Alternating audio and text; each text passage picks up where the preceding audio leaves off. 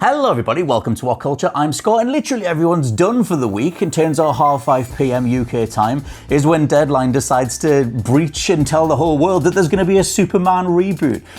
So there's very scarce details about this, but they're all worth talking about, hence why we're doing a little video on it. So you guys can dive in the comments, because there's going to be a lot of speculation as to how this is going to come together. Mainly because in terms of Superman himself, we don't have a casting for him yet. We don't know whether Henry Cavill's going to be coming back or whether somebody completely new is going to pick up the mantle. But for me, one of the most interesting things is that it's actually being written by Ta-Nehisi Coates, an incredible, influential, important writer who's covered a lot of social and cultural issues, and was put on my radar with a brilliant piece called The Case for Reparations back in 2014. Incredible piece that I totally recommend you go check out.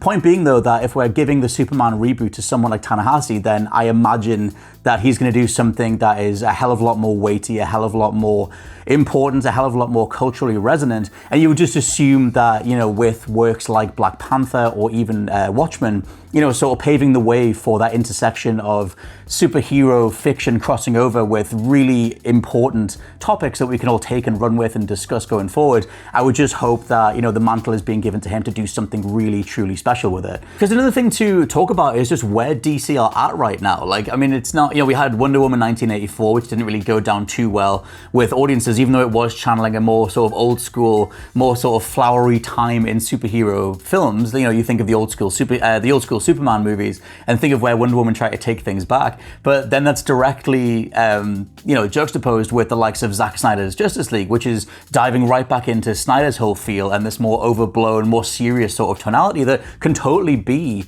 what you would, you know, go to DC superhero movies for. Maybe they can make that more of a thing, more sort of challenging subject matter, more visually arresting subject matter, whatever they want to sort of, you know, build the identity, the brand around in regards to how DC is viewed next to something like Marvel movies. That's also something that I think is just fascinating going forward.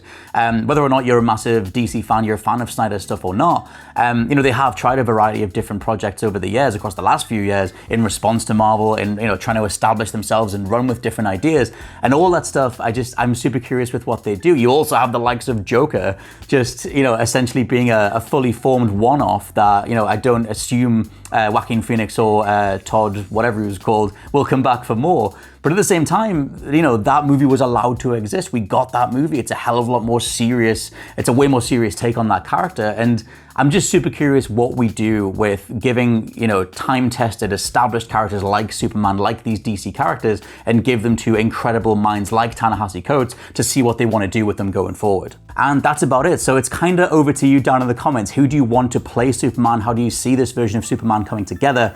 And basically, do you want Henry Cavill to come back? What do you want from the future of the Superman mythos overall? For now, I've been Scott from WhatCulture.com, and I'll catch you very soon.